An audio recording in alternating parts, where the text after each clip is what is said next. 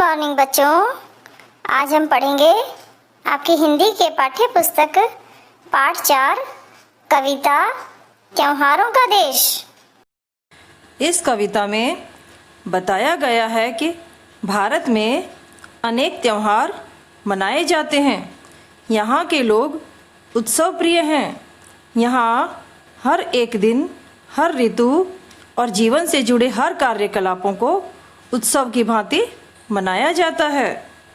भारत में रक्षाबंधन, स्वतंत्रता दिवस, दशहरा, दीपावली, ईद, क्रिसमस, मकर संक्रांति, गणतंत्र दिवस, होली आदि अनेक त्यौहार मनाए जाते हैं। यहाँ अलग अलग धर्मों के लोग सभी धर्मों के त्यौहार मिलकर मनाते हैं।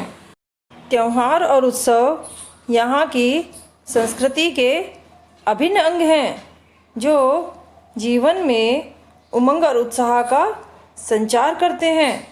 वहीं यहाँ के राष्ट्रीय पर्व लोगों में एकता और अखंडता को अक्षुण्ण बनाए रखते हैं। इन सब से ही हमारी महान संस्कृति में विविधताएं होते हुए भी एकता के दर्शन होते हैं।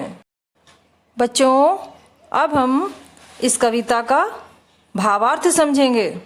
तो चलिए शुरू करते हैं कविता की पहली पंक्तियाँ।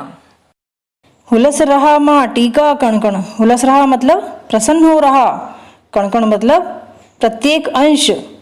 उमड़ रही रसधार है। उमड़ रही मतलब बह रही है। रसधार यानी आनंद की धारा बह रही है। त्योहारों का देश हमारा, हमको इससे प्यार है।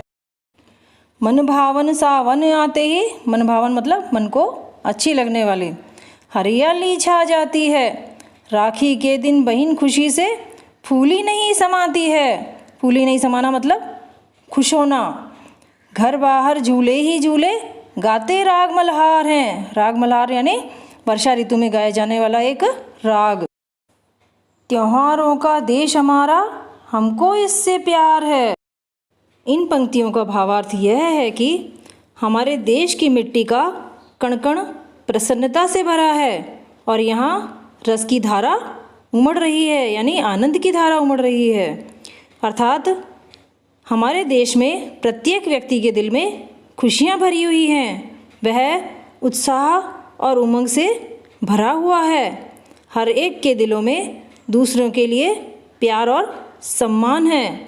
ऐसा हमारा भारत देश है जो त्योहारों का देश है और हम सबको इससे बहुत प्यार है।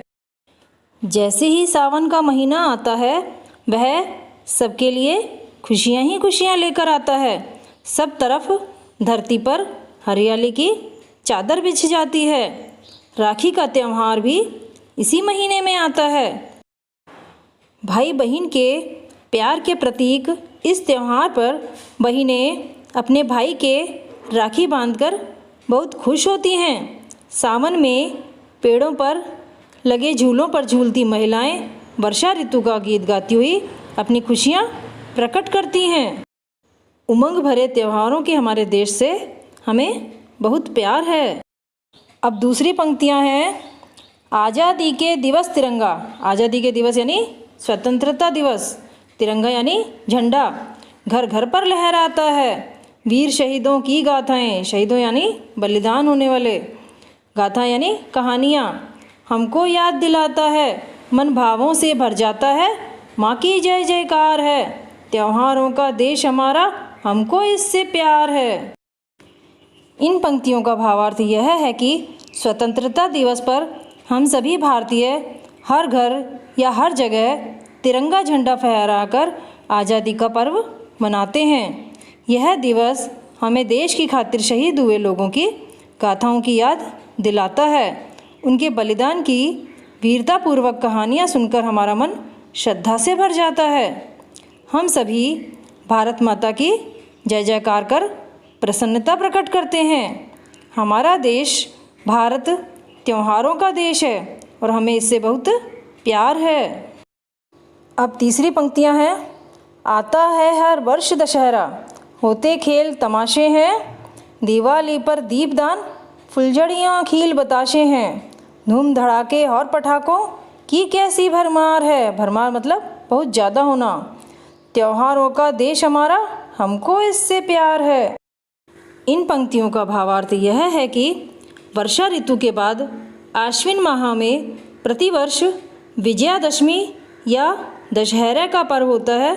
इस दिन कई खेल तमाशे होते हैं। दीपावली का त्यौहार लोगों के जीवन को उत्साह और उमंग से भर देता है।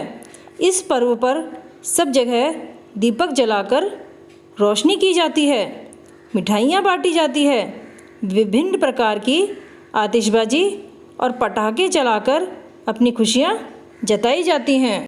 धूम धड़ाकों की इन आवाज़ों से दिलों में खुशियों का संचार होता है। ऐसे त्योहारों से परिपूर्ण हमारे देश से हमें बहुत प्यार है।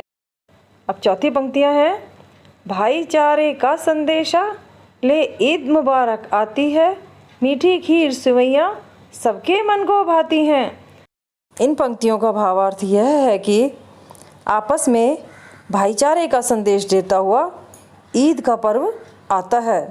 इस दिन लोग अपने घरों में विशेष रूप से खीर और सेवइयाँ बनाते हैं जो सबको बहुत अच्छी लगती हैं। सब लोग आपस में गले मिलकर ईद मुबारक कहते हैं। यह त्यौहार आपसी भाईचारे को बढ़ाने वाला होता है। खेल खिलौने पाते बच्चे क्रिसमस के उपहार हैं, त्योहारों का देश हमारा, हमको इससे प्यार है। इन पंक्तियों का भाव यह है कि इसके बाद आता है क्रिसमस का त्यौहार। बच्चों को बड़ों से तथा सांता से उपहार में खेल खिलौने मिलते हैं। सब लोग इस त्यौहार पर बहुत प्रसन्न रहते हैं। त्योहारों के ऐसे हमारे देश से हमें बहुत प्यार है। अब पांचवी और अंतिम पंक्तियां हैं। लोकतंत्र की झांकी ले 26 जनवरी आती है, बासंती फूलों की खुशबू झोली में भर जाती है।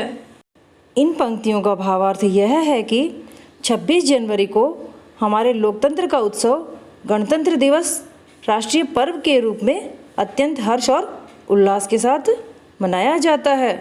बसंत ऋतु में सारी प्रकृति अपना श्रृंगार करती है।